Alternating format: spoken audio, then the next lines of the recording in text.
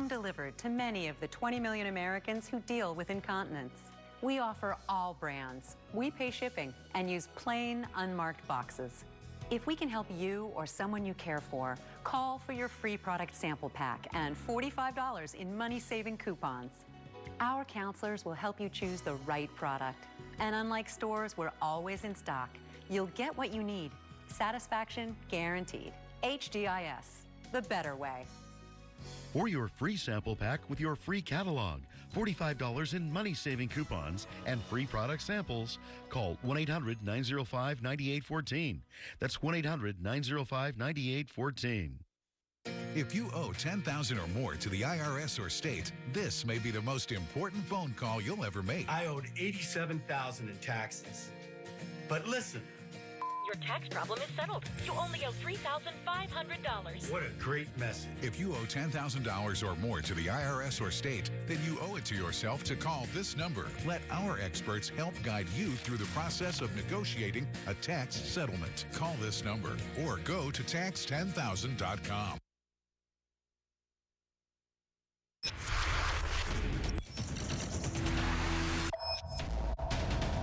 Good evening and welcome to RFL. I'm Andrew Whitman in for Richard French tonight. We wrap up this week with President Biden and Democratic leaders doing a victory lap over the nearly $2 trillion stimulus bill that passed Congress and was signed into law this week. Now, it's been a long and difficult year in America. We've lost so many in so short a time. But finally, hope is on the horizon and help is on the way. And after Senate Majority Leader Chuck Schumer spoke, Speaker Pelosi got her turn. Our unity on behalf of all of the American people is what made this such a triumph. We all knew our purpose.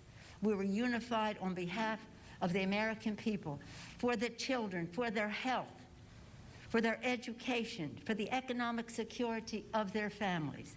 Yes, this is a great day to be in the Rose Garden and to have us be able to fulfill the promise that President Biden has made all along, that help is on the way. Then Vice President Kamala Harris spoke about some of the things the relief package will do. This landmark legislation will get relief to families, get support to communities, and make sure more shots get in arms.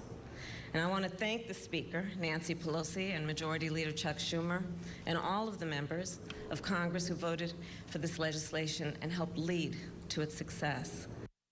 President Biden then wrapped up the ceremony. Nancy and Chuck, I have to say that I agree with many of the columnists that have commented on this legislation. What you shepherded through the Congress not only meets the moment, it does even more. It's historical, and they call it transformational, and it really is. The bill was supported overwhelmingly by the American people, Democrats, independents, and Republicans, and had a strong support of governors and mayors across the country in both parties, red states and blues. Over 430 mayors contacted me, many of them Republicans supporting the bill. And here's why. Because what you all did with it and the refinements you made, it directly addressed the emergency in this country. Because it focuses on what people need most. Today's Rose Garden event came just hours after Biden delivered his first primetime address since moving into the White House. The speech marked the one-year anniversary of the COVID pandemic, and the president spoke about just how tough this past year has been. I know it's been hard. I truly know. You know, you've often heard me say before, I talk about the longest walk any parent can make is up a short flight of stairs to his child's bedroom to say, I'm sorry, but I lost my job. Can't be here anymore. Like my dad told me when he lost his job in Scranton. So many of you have had to make that same walk this past year. You lost your job. You closed your business. Facing eviction, homelessness, hunger, a loss of control, maybe worst of all, a loss of hope. Watching a generation of children who may be set back up to a year or more because they've not been in school because of their loss of learning. It's the details of life that matter the most, and we miss those details. The president last night also spelled out his plan to deal with COVID moving forward. I'm announcing that I will direct all states, tribes, and territories to make all adults, people 18 and over, eligible to be vaccinated no later than May 1. We will launch, with our partners, new tools to make it easier for you to find the vaccine and where to get the shot, including a new website that will help you first find the place to get vaccinated and the one nearest you. We will issue further guidance on what you can and cannot do once fully vaccinated to lessen the confusion, to keep people safe, and encourage more people to get vaccinated. I promise I will do everything in my power. I will not relent until we beat this virus. But I need you, the American people. I need you. I need every American to do their part. So what happens now with the stimulus? For that, we turn to our first guest tonight, Congressman Tom Malinowski, Democrat from New Jersey. Congressman, what are you hearing from constituents about the stimulus bill? How badly do people in the 7th District need it? And what are they planning to do with it? Thank you so much, Andrew. We needed this yesterday. And what are we planning to do with it? We're planning to get our kids back into school faster. We're planning to get our restaurants up and running. They'll benefit from a special grant program under this bill. We're planning to pay our bills and to make sure that we can make it through the next few weeks until every single person in New Jersey gets that shot in their arm so that we can get back to normal, hopefully, by July 4th. This is an incredibly timely and helpful step by the government to crush this pandemic, make our economic recovery twice or three times faster than it otherwise would be, and honestly, just beyond the next few months, to build a more fair and just society in our country. It's a very good day for New Jersey and for America. We know that state and local governments are going to get some badly needed assistance. Local businesses are also going to have customers returning soon with added cash in their pockets. What are you hearing from small businesses in your districts about the impact that this will have? Oh my goodness, our Main Street businesses have struggled to hold on, as you know, these last few months. We've been able to get them a little bit of help through the Paycheck Protection Program, but the best help is customers, as you say, with cash in their wallets, coming back to stores, coming back to restaurants, spending money locally, which is what we expect folks will do. Remember, the preponderance of aid that we are providing, exactly the opposite of that big 2017 tax bill where it all went to the wealthiest Americans. This is going to middle and working class Americans who spend every single penny they get, mostly locally at small businesses. It's going to be a huge, huge boost to our local economy. And remember, it's not just the direct checks. It's not just the unemployment insurance for folks who are still out of a job. There's going to be a $3,000 plus per child tax credit in this bill that the experts say will cut child poverty in America in half. We are delivering on the promise that I ran on in 2018 to make healthcare in America more affordable. We are going to be subsidizing fully Affordable Care Act, Obamacare coverage for the middle class. That wasn't there before. So the average middle class family will save a few $100s a month just on their health insurance. This is absolutely extraordinary, overwhelmingly supported by the folks I represent back home, and I can't wait to get started. And you've set up my next question perfectly, because I was going to ask, how much do your constituents know about what's in the bill? I've seen reporting that a lot of parents had no idea the child tax credits were there, or the daycare assistance was there, or the Obamacare assistance was there. Is voter education on this law going to be a challenge? I think people are going to know what's coming when it comes. They're going to feel it in their pocketbooks. They're going to see it when their kids are able to go back to school and into daycare, and they're not going to have to struggle as they have for the last few months, juggling work and schooling at home.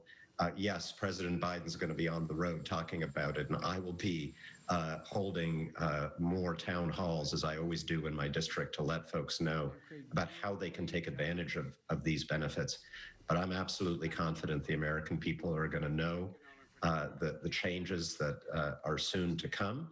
And very important, they're going to know who is responsible for delivering them, because, you know, this was 100% bipartisan back home in my district and across the country.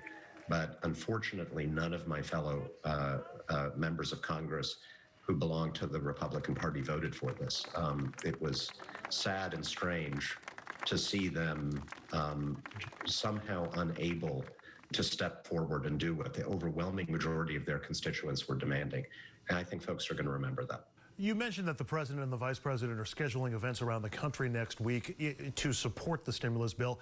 Is he the best salesperson for this? And how critical will Vice President Harris's participation be in selling it to the public? I think they're both good spokespeople. I watched President Biden's address to the country last night, as did, I think, many millions of people. And, you know, folks trust Joe Biden. They know that he's sincere. They know that he's somebody who's not in it for himself, somebody who takes responsibility, someone who will take responsibility if this fails, as he said. What a refreshing change from the egotism and self-serving politics that we got used to over the last 4 years. So I think folks trust Joe Biden, and they're certainly going to trust the money that's arriving in their bank accounts starting this weekend, when the IRS is going to start to distribute it. And how the bill is sold will be something of a challenge for the president, but also for you and for your Democratic colleagues when you all run for re-election in 2022, and especially because we're talking about individual stories of individual people and businesses and their needs and meeting those needs. You're a veteran campaigner at this point. How do you turn the stories of Joe and Mary Smith into a sales pitch for the stimulus, for Joe Biden, and for Tom Malinowski? We have all been suffering through this pandemic together this last year. There's no light at the end of the tunnel. I think folks understand that light is coming in part because we now have a government that is more intelligent, more effective, that is more focused on helping people rather than just sowing divisions in this country. So, you know, we'll tell that story, but I think that story is going to be told for us by the ordinary Americans across this country who are going to benefit from the results we are delivering. Perhaps even neighbor to neighbor as they do. Are there aspects, Congressman, of the stimulus that we're not talking enough about? Are there provisions that you think are critical that just haven't gotten enough attention? Well, you mentioned one of them. It's the fix to the Affordable Care Act, or Obamacare. As many folks know, the Affordable Care Act was pretty successful in getting a lot of Americans enrolled in health insurance, but it was not affordable enough, particularly for middle-class Americans who did not qualify for the subsidies. That's what we're fixing in this bill. So, you know, if you're a family with kids making $60,000, $70,000, $80,000 a year, and you were paying an extraordinary amount for health insurance, you're now going to qualify for the subsidy, and it could save you hundreds of dollars a month. So please look into that if you are in that situation. And my office will be putting out more information about that soon. I think another big issue here, and this is for New Jersey, having passed this bill, if we now go forward and pass Joe Biden's Rebuild America plan, the Build Back Better plan, infrastructure, pass these two things, it's been estimated New Jersey's going to get back around $17 billion more than it currently receives from the federal government. Finally, Congressman, before I run out of time, we've got the checks going out this weekend, or starting to go out this weekend. We've got the president saying all American adults will be able to sign up for the shots by May 1st, and he's hopeful about a normal July 4th. How excited are you? How excited are people in your district about the prospects for this summer? I can't wait to get back to the beach and to 4th of July barbecues, and a personal wish is getting to play in the congressional baseball game again this summer in front of a real crowd of people. I can't wait to know that my mom can go visit her two very young grandchildren who were born in the last couple of years. And I think across my district and across America, every single person has something that they are looking forward to that will be enabled by the work that we are doing here today. And this is what I want to stress. This is not a natural, inevitable recovery where if we'd done nothing, it would have happened anyway. This is the work at last of a government that is beginning to deliver for the American people, that is being run by intelligent, effective, compassionate people. Politics does make a difference when we choose the right leaders. And I hope that people take that message from the optimism and hope that we all feel today. Congressman Tom Malinowski is a Democrat representing New Jersey's 7th District. Congressman, I hope to see you in person soon. Have a good and safe weekend. Thank you so very much. Up next, this has been a brutal Friday for Governor Andrew Cuomo. We'll speak with State Senator Shelley Mayer, a mainstream Democrat. She'll explain why she's now calling for the governor to resign, and she's not alone. This is a national healthcare alert from the 24/7 Diabetic Health Hotline. If you, a family member, or a loved one has diabetes, listen closely. Now, regardless of your age, if you have insurance, you may qualify to receive diabetic testing supplies with little to no out-of-pocket cost. Get free delivery, free information, and all the paperwork is handled by our accredited suppliers for free. Call the 24/7 Diabetic Health Hotline now for details. Toll free at this number. But wait, there's more. If you call right now, you could get a meter upgrade. In addition, we'll give you a free pair of diabetic socks as our special gift to you. Regardless of your age, if you suffer with diabetes and have insurance, you may qualify to get free delivery of your supplies. Call now. We can help. Call 1-800-972-0451. 1-800-972-0451. That's 1-800-972-0451. Call now. Need life insurance? SelectQuote found Jacob, 40, a $500,000 policy for only $19 a month. And SelectQuote found his wife, Wendy, a $500,000 policy for only $17 a month. Our secret? At SelectQuote, we aggressively comparison shop up to 10 highly rated companies to find you the company with the best rates. Why pay more? Give your family the security they need at a price you can afford. SelectQuote. We shop, you save. Mary and Shirley both need oxygen. Shirley lost her freedom the day she went on oxygen, but Mary has the ultra-compact Inogen 1 G4 oxygen concentrator from Inogen. It's the smallest and lightest model we've ever made. Shirley is forced to miss out on everyday activities. Mary fully enjoys her life. Shirley has to wait for tank deliveries and worries about running out of oxygen. But Mary's Inogen 1 G4 makes its own oxygen, so she'll always have the oxygen she needs anytime, anywhere. Shirley finally listened to Mary and now has more freedom too. It's time for you to reclaim your freedom and independence with the Inogen 1 G4.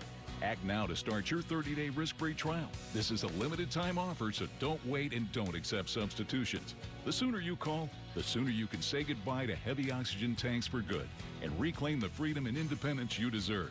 Call now for your 30-day risk-free trial. Call 800-462-8146. That's 800-462-8146. This is important news for people who have taken Zantac or its generic ranitidine and then suffered from cancer. Zantac and generic ranitidine have been linked to cancers. Zantac and ranitidine contain NDMA, a known cancer-causing agent. If you or a loved one took Zantac or generic ranitidine and were then diagnosed with bladder cancer, kidney cancer, or any of these cancers, call Davis & Crump right now to see if you're eligible for a cash award and medical expenses. Operators are standing by. If New York Governor Andrew Cuomo cannot complete his term in office, today may go down as the day that did him in. The governor is again refusing to resign, even as a growing number of prominent state Democrats are calling for him to go, including now both of the state's U.S. senators, Chuck Schumer and Kirsten Gillibrand. I'm going to read part of their joint statement that was released minutes ago. Quote, due to the multiple credible sexual harassment and misconduct allegations, it is clear that Governor Cuomo has lost the confidence of his governing partners and the people of New York. Governor Cuomo, they write, should resign. There's mounting pressure for New York Governor Andrew Cuomo to step down, but he says that's not happening.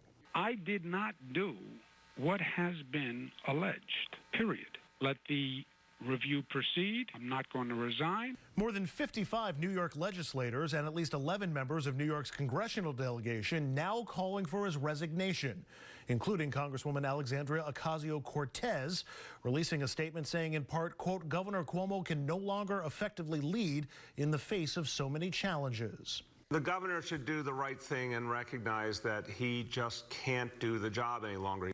The Speaker of the New York State Assembly authorizing the Judiciary Committee to begin an impeachment investigation. With the State Attorney General probe, Cuomo under not just one, but two investigations for his handling of COVID-19 nursing home deaths early in the pandemic, and now for sexual misconduct allegations. This impeachment inquiry puts a political component onto these investigations, and a lot of it's going to happen out in the open. It adds to further public shaming and potential embarrassment. We now have a seventh accuser, but the sixth accusation is perhaps the most damaging. The Albany Times-Union reporting an aide told a coworker that Cuomo groped her in the governor's mansion late last year, saying she told a coworker that Cuomo had summoned her to help with his cell phone, and that while they were alone, he allegedly reached under her shirt. She claims she said stop. Cuomo calling the allegation gut-wrenching, but insists he's never done anything like that. And this afternoon, the state's comptroller also called for Cuomo to resign. So the only statewide elected officials in New York not calling for the governor to resign are the attorney general who's investigating him and the lieutenant governor who would replace him if he either resigns or is impeached.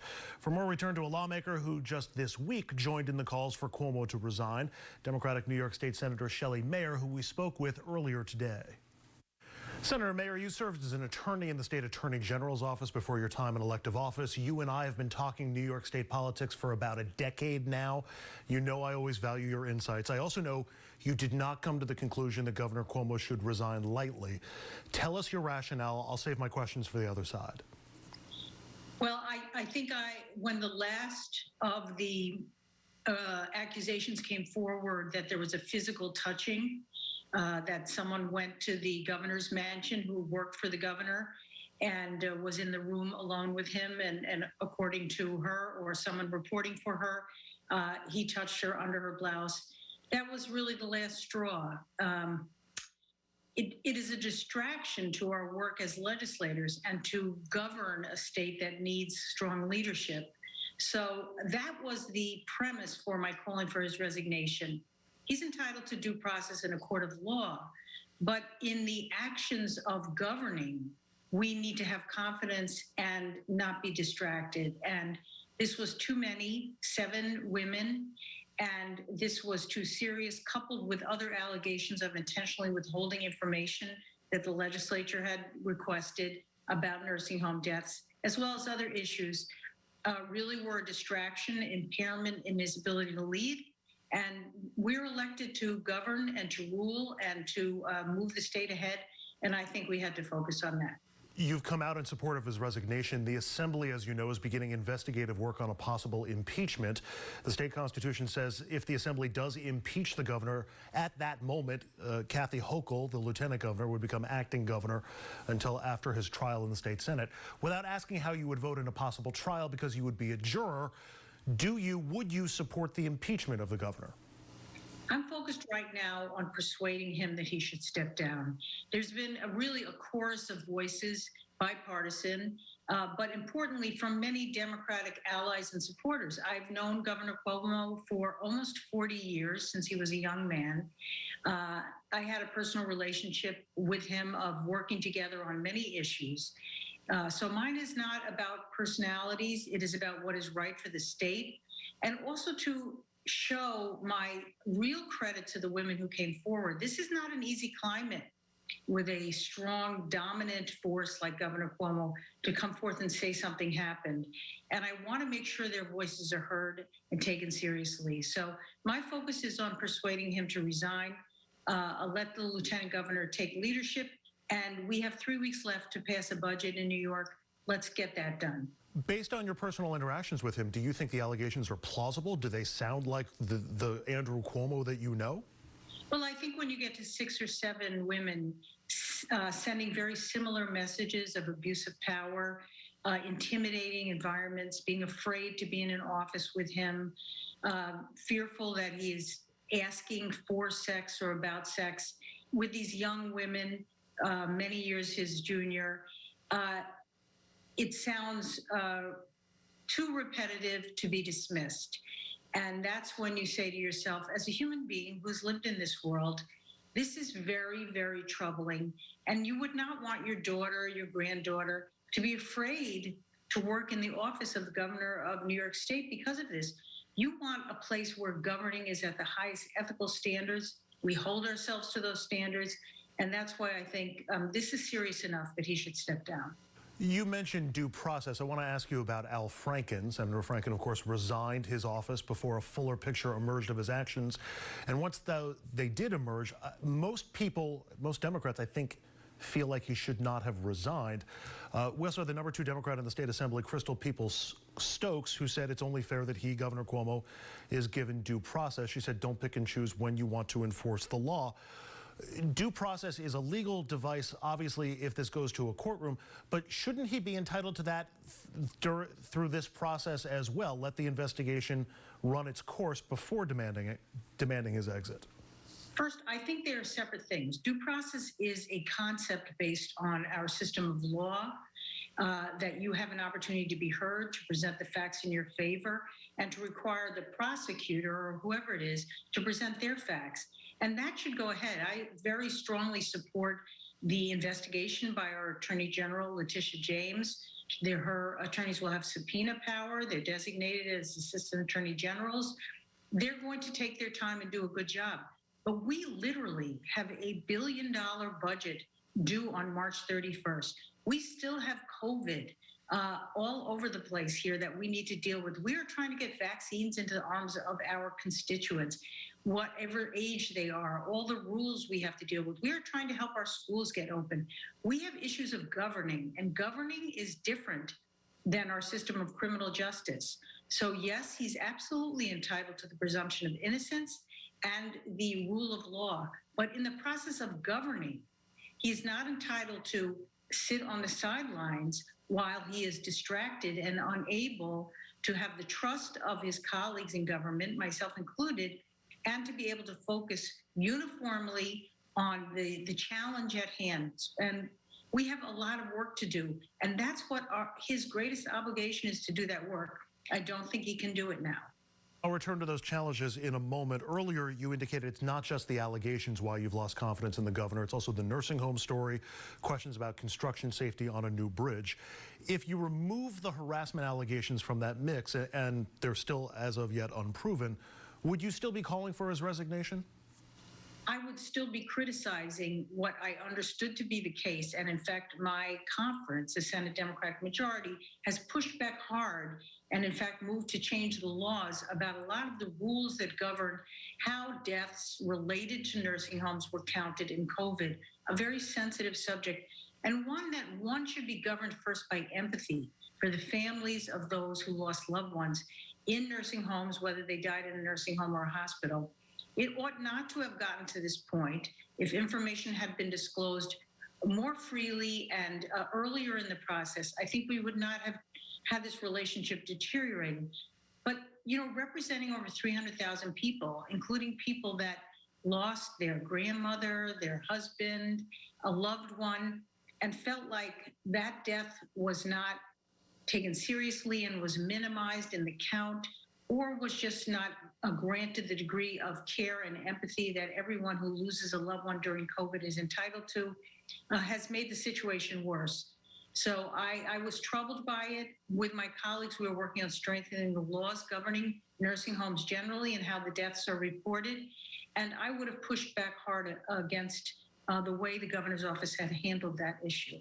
It's either a coincidence or it's not that the harassment allegations all came forward after the nursing home story first broke. You're as much a student of politics as I am. You know that Governor Cuomo is a man who made a lot of enemies, most of whom had little opportunity to put pressure or put him in distress. You must have considered the notion that some part of these allegations may have been politically motivated. How did you square those concerns when you heard them? Well, one, I listened to each of the stories, and I made my own judgments, as any human being would do. And that's, I think, why you're elected, to use your experience and your intuition, help judge your determinations. So yes, there may be some that were politically motivated, but put that aside for a minute and put yourself in the shoes of a 25, 30-year-old, wonderful job opportunity to work for this really powerful governor of New York, and then to have something either humiliating or upsetting or potentially criminal happen to you. It takes a great deal of courage to speak out. So I start with the presumption that I listen in good faith and I make an independent judgment. When there are 5, 6, when does it become too much? When does it become a pattern? When do you question every person and accuse them of suspect motives? At a certain point, as a human being, having lived on this earth and seen these things before, you make a judgment. This is a serious pattern and practice that we need to speak up, and we need to give these women credit.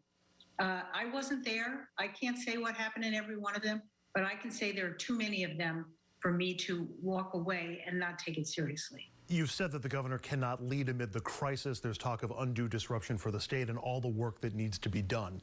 Wouldn't his resignation add chaos to the mix? You would have the domino effect where just about every Democrat in the state may see openings for their own advancement. You'd have a cattle call in races for governor and probably attorney general, with Cuomo news still coming forward and a less inexperienced governor at the helm. Wouldn't the state really just be trading one set of disruption for another? Not at all. We have a budget due, according to our state constitution, on March 31st. We have a very short time to allocate the money that was proposed to be spent, as well as federal money that comes from the new rescue bill.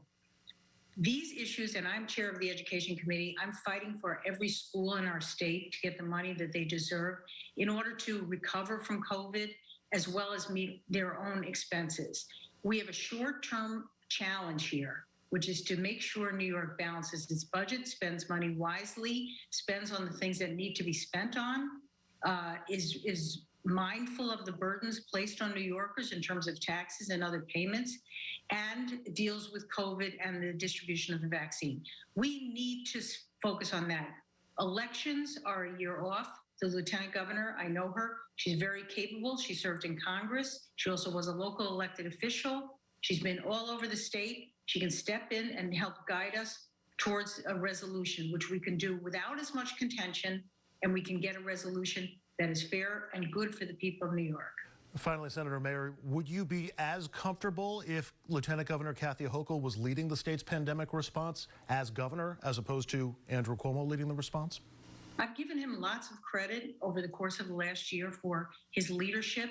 I think there are many things he's done extremely well, and certainly his outspoken commitment to facts and science was such a refreshing change from some of the things we heard at the national level.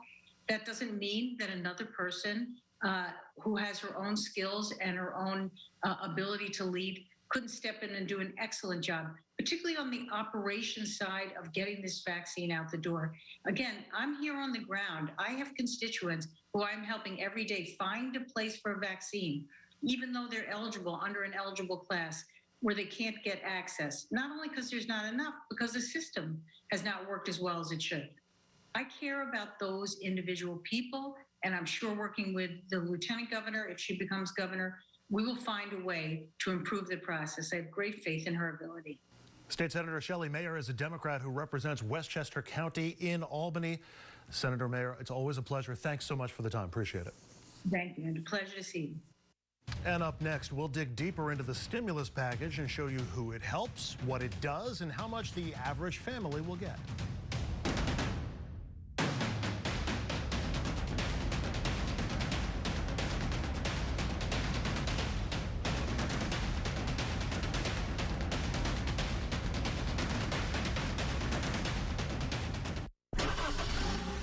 first 3 months, we saved $4,100. CarShield saved me over $6,000 in engine repairs. I saved $4,100 out of pocket. Amazing, amazing. Customers everywhere agree. If your car is out of warranty, you need to call CarShield before your car has an expensive breakdown. Without CarShield, there was no way that I could afford to get my car fixed. An engine, transmission, or computer system breakdown could cost you thousands of dollars, but not with CarShield, America's #1 car protection provider. CarShield saved us $4,000.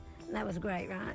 Yes, it was. We're just happy with CarShield. They put a transmission in it and a motor. Who does that? CarShield makes sure you don't have to pay for expensive car repairs. The components that we're using are not getting cheaper.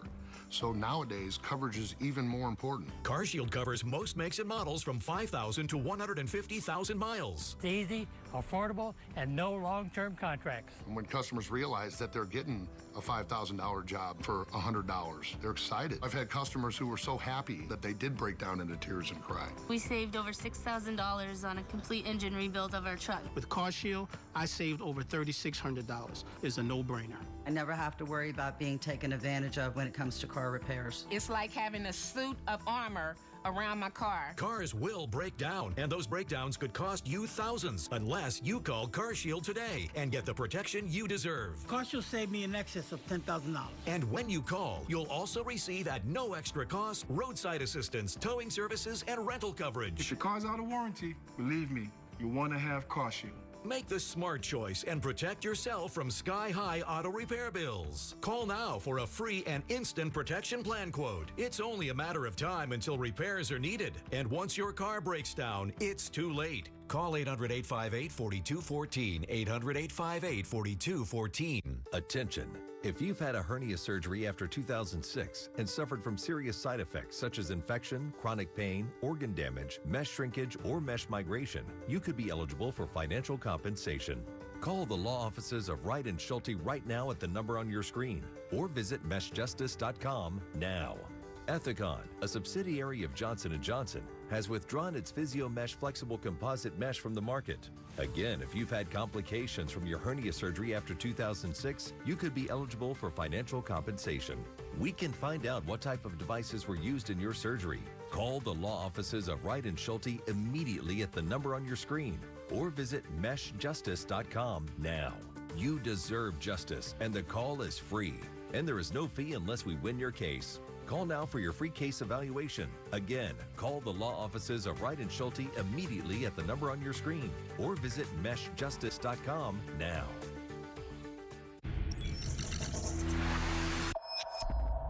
I would use the stimulus check on paying bills, buying groceries, and working on my house. A while ago, during the really big cold snap, the family's car broke down. So if I got the money, that's probably what it would be going for. With the stimulus check, I'm going to buy Bitcoin because Bitcoin's going up. It's going to keep going up. It's going to hit $1 million. We've put it towards our mortgage, the little bit that we didn't just save. Good luck with that Bitcoin. The $1.9 trillion relief bill is in the books, and the money will start flying out of the Treasury Department's door as soon as this weekend. We're going to spend this segment taking a closer look at who it helps, what they'll get, and how it'll impact the overall economy. Let's start with who it helps, and this chart helps tell that story. Out of the total of $2 trillion, more than half goes directly towards helping individuals and families. That, of course, includes the checks, as well as jobless benefits, tax credits, health care provisions, and other assistance. $500 billion goes to state and local governments, and $65 billion goes to businesses. It'll also raise the income of tens of millions of Americans. The nation's lowest earners will get the largest benefits, as you can see from this graphic. But the people in the middle class will also see a sizable bump in their paychecks. The only folks who won't really get that much are on the right-hand side of the scale there, people in the top income brackets. Now, I want to run through a couple of specific examples. Let's start in Massachusetts, and a family of 4 with one parent out of work. They'll get $22,000 when you add up the stimulus check, the child tax credit, and the jobless benefits. Head down to Tennessee. A single unemployed person there stands to get $15,000 when you add up the unemployment benefits and the stimulus check.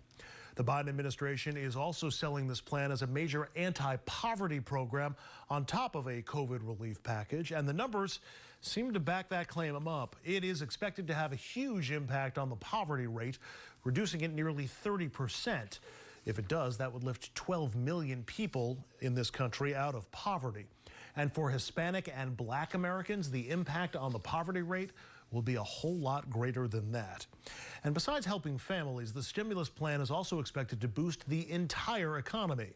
I'll quote from an NPR piece that describes why, quote, rather than waiting for benefits to trickle down, the COVID relief package showers money on lower income households. And because low income families are more likely to spend the extra money, it's expected to provide a significant lift to the broader economy. Up next, ABC News political director Rick Klein joins us to look at the politics surrounding the stimulus.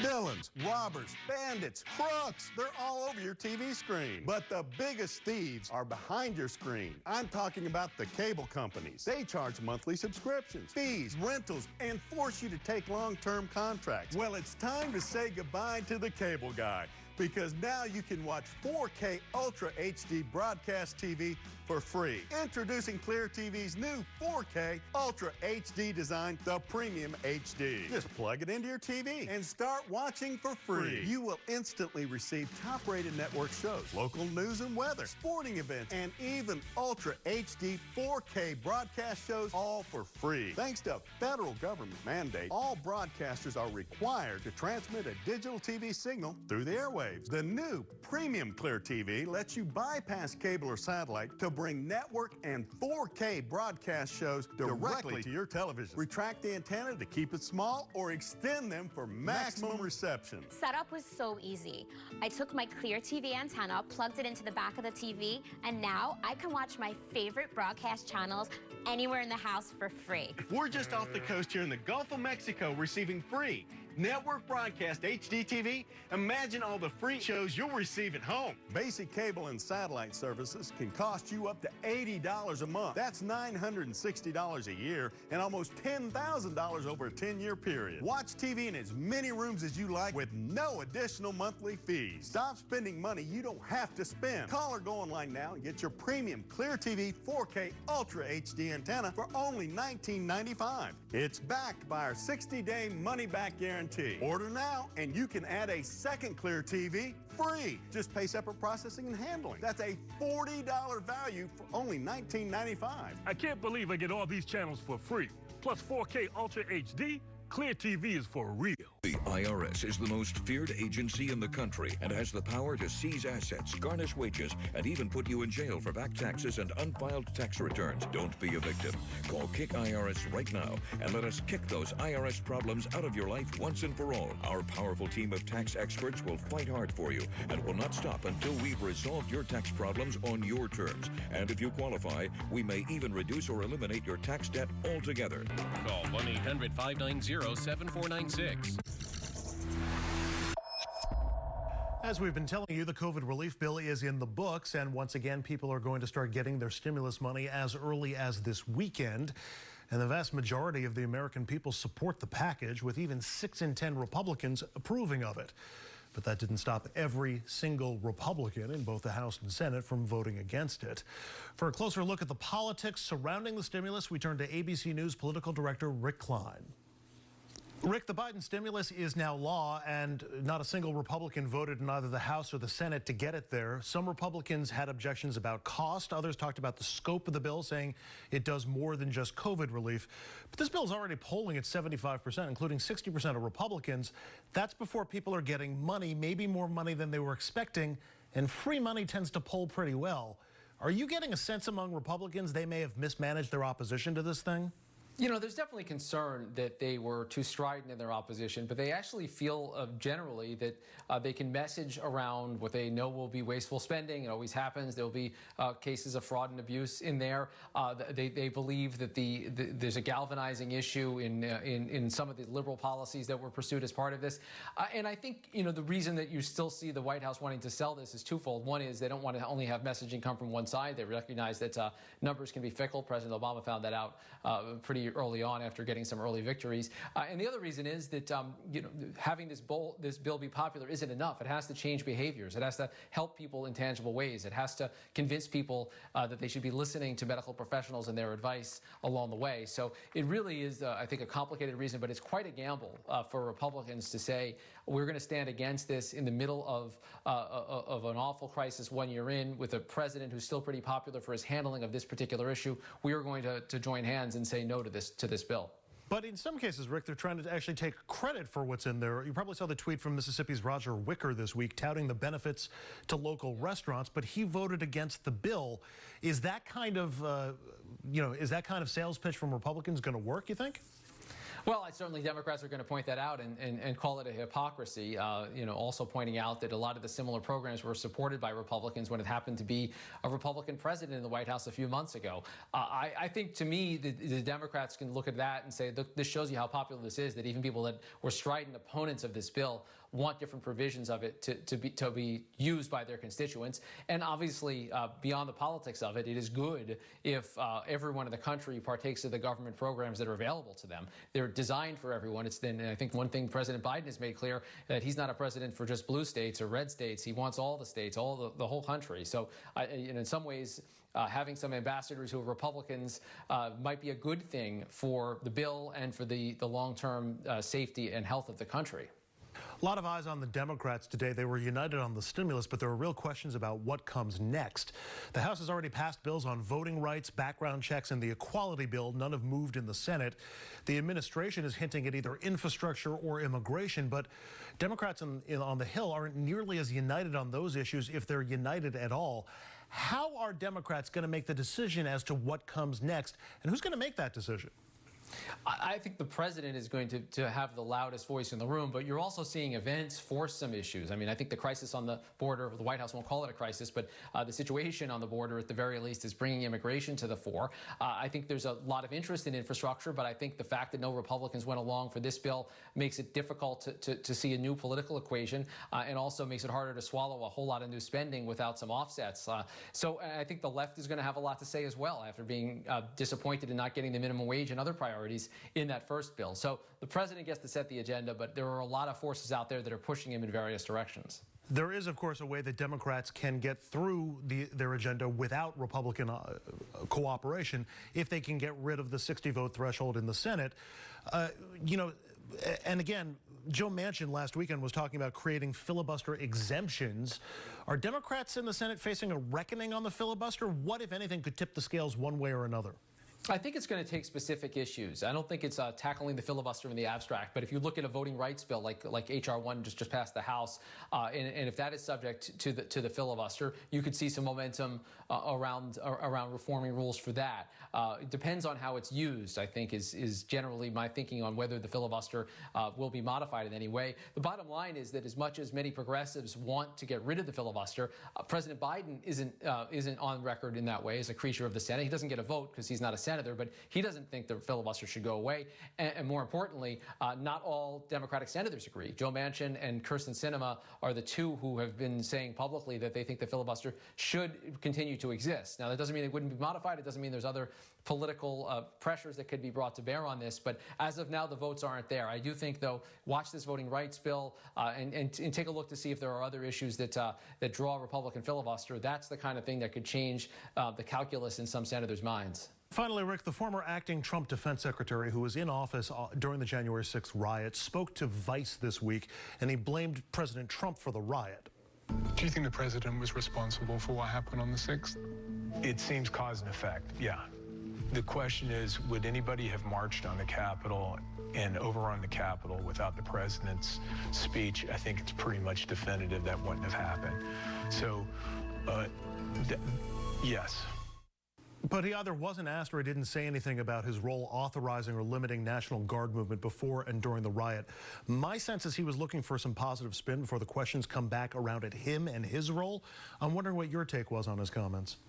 Well, and he was among the cabinet officials who left shortly thereafter, either being fired or resigning in some degree of protest. I do think there were a lot of questions about what the political leadership and what the military establishment was saying and doing in those critical hours. I was aghast at the time and remain aghast now how long it took to secure the complex. It's one thing to say you're not prepared. It's another thing to be as flat-footed in responding. And the fact that it took hours of marauding as live cast across the country remains unfathomable to me. And I think there are questions for the former defense secretary, former national security advisors, former White House chief of staff, the former president and former vice president, among many, many others, including some sitting lawmakers, about those critical hours, questions that are still unanswered to this day. Looking forward to those answers. ABC News political director Rick Klein. Rick, as always, thanks very much. Have a great weekend. My pleasure. Thank you. And up next, the performing arts. Broadway and other theaters have been dark for exactly a year now, and the tens of thousands of people who have lost their jobs, they've been forced to get creative to try and make a living. After the break, we'll show you what some of them have been doing since the shows went dark.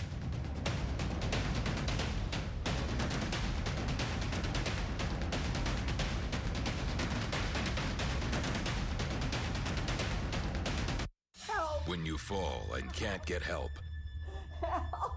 you will lie on the floor for hours or days in constant, terrible anguish, which often results in a tragic outcome.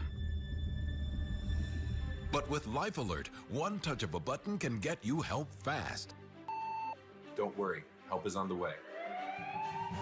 With any of Life Alert's 3 emergency systems, help can be summoned immediately, whether at home, I've fallen and I can't get up. in the bathroom, I've fallen in a shower. or on the go. Help! I'm in the park and I can't get up. And batteries never need charging. Life Alert saves a life every 11 minutes. For a free Life Alert brochure, call 1-800-215-6582. That's 1-800-215-6582. Call now. 1-800-215-6582. Are you over the age of 50 and considering buying an annuity in the next 60 days? I have some important news for you. Don't buy an annuity until you understand the pros and cons of annuities. Call now for this free book on maximizing your income in retirement. Annuity Do's and Don'ts for Baby Boomers from leading financial firm J.D. Milberg. That's right, free. This book reveals little-known truths about annuities in simple-to-understand terms. Grab a pen right now because we're about to offer you this free book that unlocks the 5 little-known truths we believe baby boomers and seniors should know before buying an annuity. And it's free. Call 800-258-6979. As a bonus, we'll also throw in a free annuity rate report. We researched numerous products and summarized rates and benefits of annuities, all from Sentinel Security Life Insurance Company. Call 800-258-6979. That's 800-258-6979. Call now. I knew I needed to get a home security system, so I did my research and read reviews on Consumer Affairs. Protect your home. An ADT-authorized premier provider wants to help you feel safe by offering you a complete home security system, free, featuring $850 in free equipment with professional monitoring starting at less than $1 a day. With installation starting at $99 and 36-month monitoring contract for new customers only. Termination fees apply. Call 1-800-413-6141. Call now.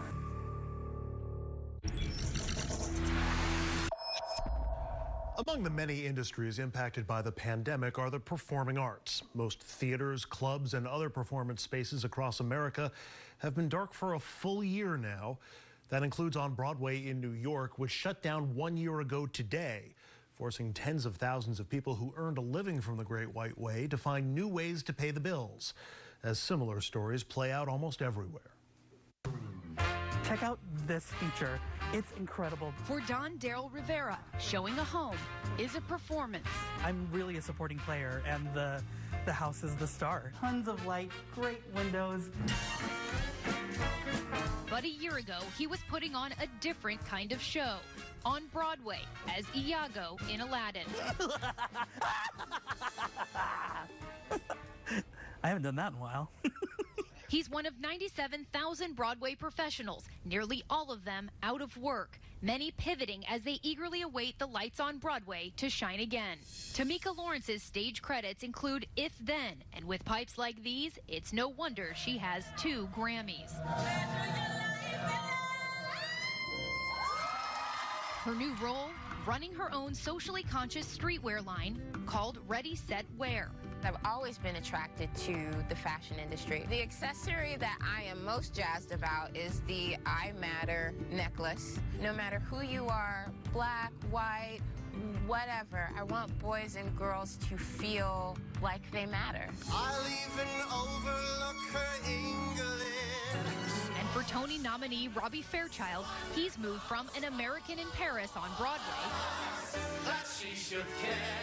to Bouquet, his successful flower business now taking center stage. I was shocked at how similar performing was to flower arranging. Something he discovered after delivering flowers to a group of healthcare workers. Thank you so much. It filled my soul. Just like when the curtain comes down and comes back up and you take your bow, there's that moment where you get to see the enjoyment of the recipient or the audience member, and I hadn't felt that joy until I made flowers.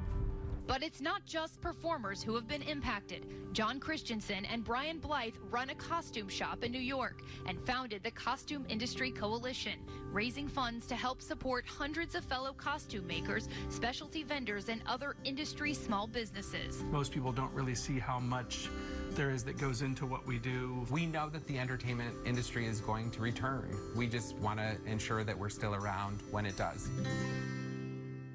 Won't be long soon, we hope. We'll be right back.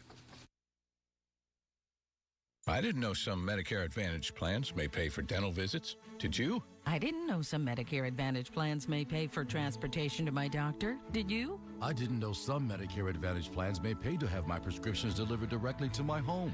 Did you? These and more are important benefits some Medicare Advantage plans may give you. So if you're eligible for Medicare, call us right now because you may be eligible to enroll in a plan with amazing additional benefits. Some Medicare Advantage plans may pay for services like these: dental visits, vision coverage, hearing coverage, home delivery of drugs, even gym memberships. Some plans may include no copays for many services and 0 deductibles. Don't wait to find out if you're eligible to enroll in a plan that may include some of these wonderful benefits you deserve. Call us right now. The call is free, the information is free, and there's no obligation. Make this free call now to learn if you're eligible to enroll in a Medicare Advantage plan that may include additional benefits you want. Call.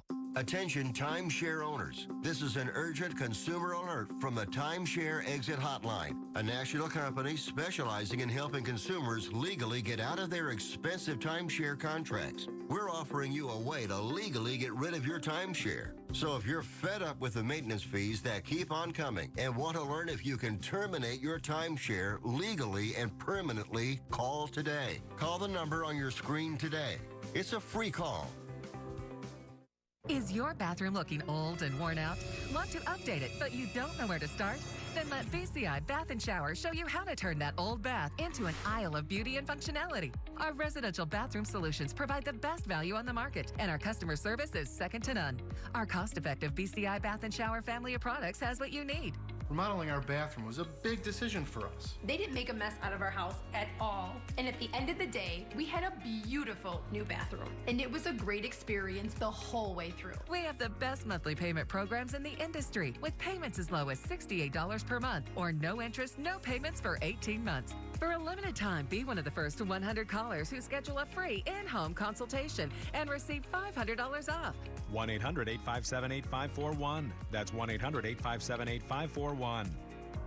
Factory trained and certified installers made in the USA, and discounts for seniors and military. VCI Bath & Shower, the leader in affordable bathroom products. That is going to do it for tonight and for this week here on RFL. I'm Andrew Whitman. Thanks so much for joining us. Your next RFL Monday night, 6 p.m. Eastern. Until then, have a happy and safe weekend.